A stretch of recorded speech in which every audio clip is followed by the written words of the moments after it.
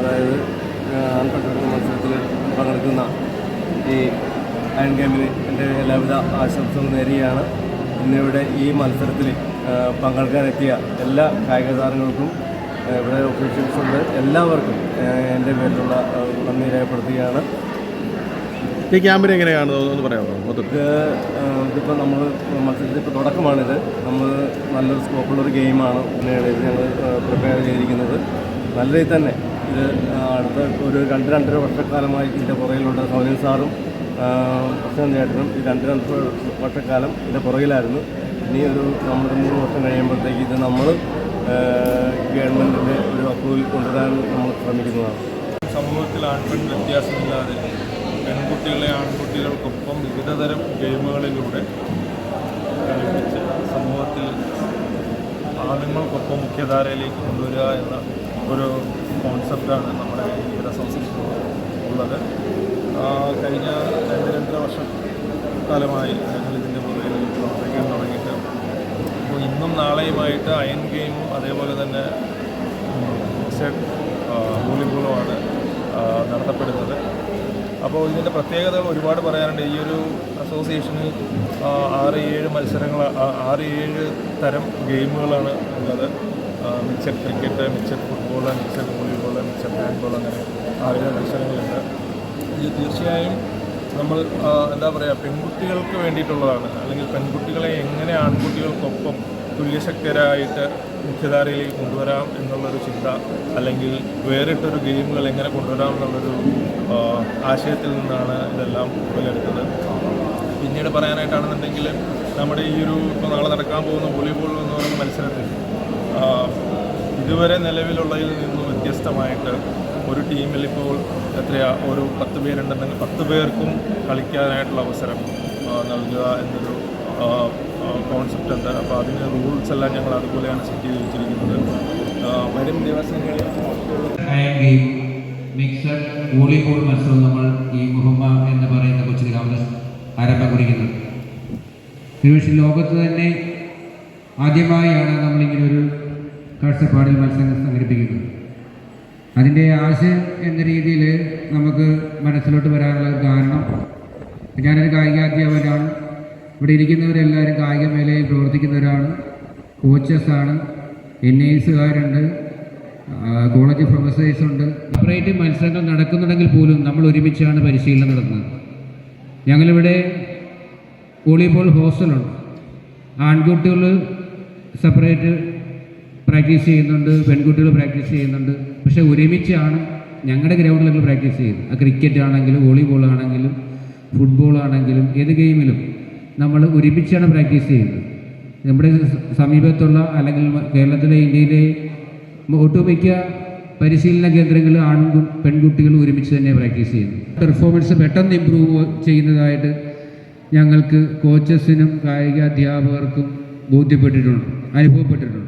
എനിക്ക് നേരിട്ട് എത്രയോ കുട്ടികൾ, ഇപ്പോൾ ഞങ്ങളിവിടെ വോളിബോൾ അക്കാഡമി തുടങ്ങിയിട്ട് 2 വർഷമായി. കഴിഞ്ഞ 1 വർഷം കൊണ്ട് തന്നെ ഞങ്ങളുടെ ഹോസ്റ്റലിലുള്ള കുട്ടികൾ സംസ്ഥാന തലത്തിൽ വിൻ ചെയ്യാനും 2 കുട്ടികൾക്ക് നാഷണൽ മെഡൽ നേടാനും സാധിച്ചത് ആൺകുട്ടികളോടൊപ്പം അവരെ നിന്ന് പരിശീലനം ചെയ്തുകൊണ്ടാണ്.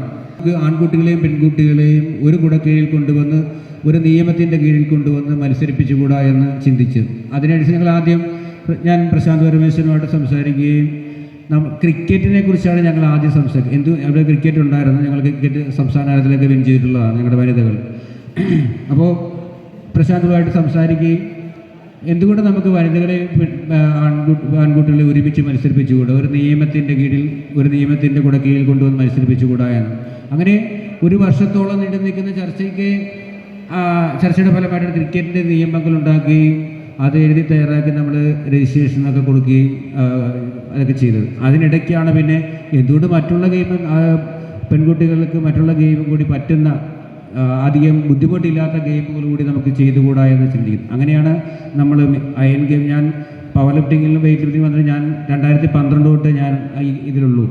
അതിന് മുമ്പ് ഇവിടെ ഇരിക്കുന്നവരൊക്കെ വർഷങ്ങളോളം 10, 40, 50 വർഷമുള്ള അർജുന അവാർഡ് നമുക്കൊരു സ്പോർട്സ് കൗൺസിലിൻ്റെയും സ്പോർട്സ് അഫയേഴ്സിൻ്റെയും അംഗീകാരം നമുക്ക് ഇത്രയും വേഗം നേടിയെടുക്കാൻ സാധിക്കുമെന്നുള്ളത് തന്നെയാണ് നമുക്ക് ബന്ധപ്പെട്ടപ്പോൾ കിട്ടിയുള്ള അറിവുകൾ. അതുകൊണ്ട് നമുക്കത് ഈ ഗെയിമിൽ പങ്കെടുക്കുന്ന ഈ തുടക്കക്കാരായ കുട്ടികൾക്ക് തീർച്ചയായിട്ടും ഒരു 4ാമത്തെ വർഷം നിങ്ങൾ സ്വപ്നത്തിൽ കാണുന്നതിന് കൂടുതൽ അച്ചീവ്മെൻറ്റ്സും അതിനുള്ള പ്രയോജനവും ഗവൺമെൻറ്റിൻ്റെ ഭാഗത്തു നിന്നും കൂടി ഉണ്ടാവുമെന്ന് നമുക്ക് ഉറച്ച വിശ്വാസമുണ്ട്.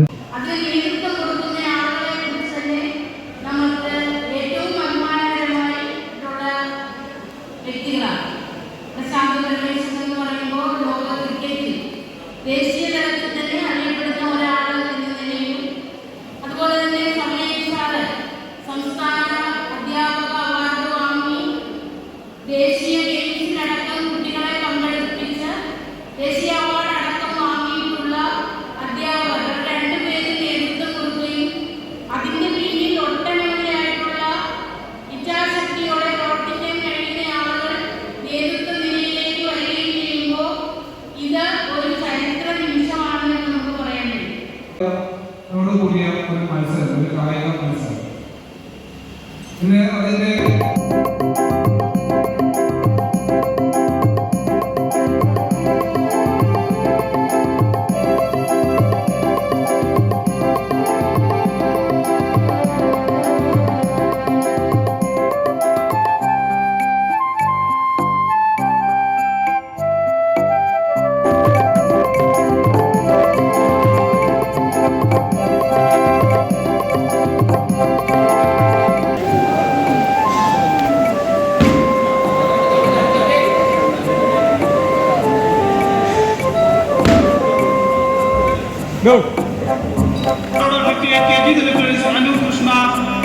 മത്സരം ഉദ്ഘാടനം ചെയ്ത കഞ്ഞിക്കുഴിയുടെ ചെരുമണയിലൂടെ ഓടി ഒളിമ്പിക്സിൽ പങ്കെടുത്ത് മികച്ച പ്രകടനം കാഴ്ചവെച്ചിട്ടുള്ള പ്രിയപ്പെട്ട മനോജിത ഏറെ സന്തോഷത്തോടെയും അതിലേറെ അഭിമാനത്തോടെയുമാണ് ഇന്ന് ഈ വേദിയിൽ നിൽക്കുന്നത്.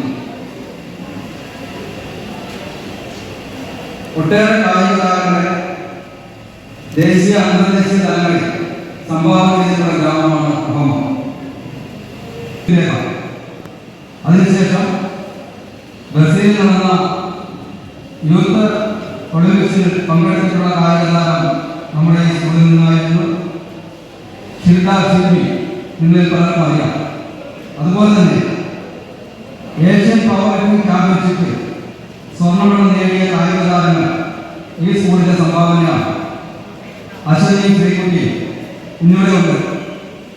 നിങ്ങളോടൊപ്പം ഈ മത്സരം തന്നെ ഈ സ്കൂളിലെ ആശംസ, അജീഷ തുടങ്ങി നിരവധി കായിക താരങ്ങളെ സംഭാവന ചെയ്യുവാൻ കഴിഞ്ഞിട്ടുള്ള ഒരു സ്കൂൾ കൂടിയാണ് എ ബി വിലാസം higher secondary school.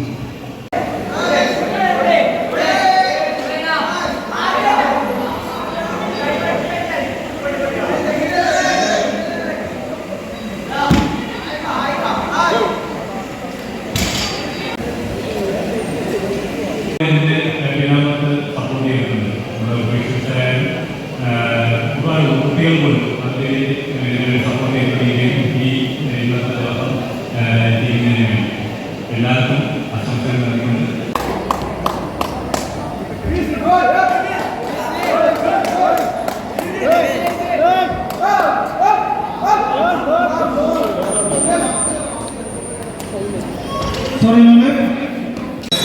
Back order 62 kg, the lifter is Sanya.